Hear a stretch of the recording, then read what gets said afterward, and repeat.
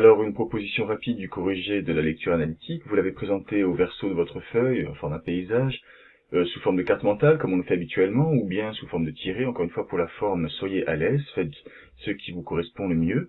Ce poème a pu être un petit peu déstabilisant, il est un petit peu inhabituel. Vous avez une représentation de la poésie avec des vers bien définis, des rimes, etc. Nous en reparlerons bientôt.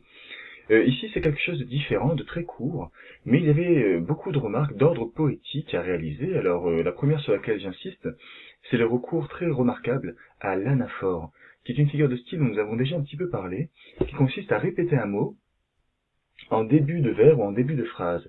Ici, c'est le mot « il » qui envahit vraiment tout le poème. En fait, c'est le seul mot des deux premiers vers, ça fait 3 fois qu'il est répété, si on compte le titre, hein. Il, il, on ne prendra jamais terre, etc., etc. On a vraiment l'impression d'une sorte d'appel, d'appel incantatoire, hein, c'est le mot que j'emploie dans la carte mentale ici. Donc une incantation étant une sorte de prière magique, hein, qui cherche à invoquer les îles, comme si le poète les appelait à lui. Donc quelque chose de très particulier là-dessus.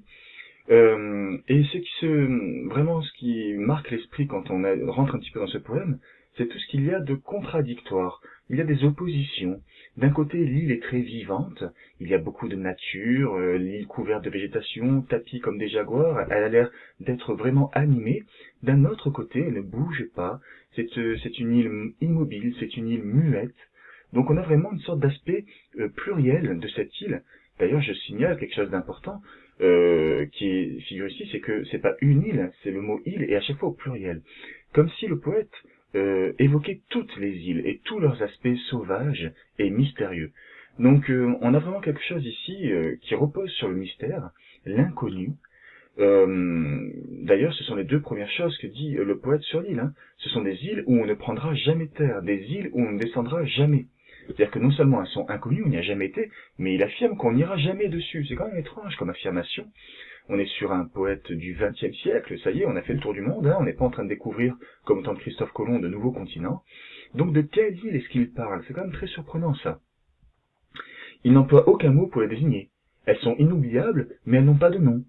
Donc parmi les choses qui doivent marquer le lecteur quand on rentre dans le détail de ce texte, c'est ce côté extrêmement mystérieux, ce côté très changeant de l'île, sous des aspects très variés, mais avec toutes les représentations qu'on peut avoir d'îles sauvages, d'îles désertes, d'aventures et d'inconnus qui font partie des connotations principales de l'île, telles qu'on l'a vu en activité d'introduction.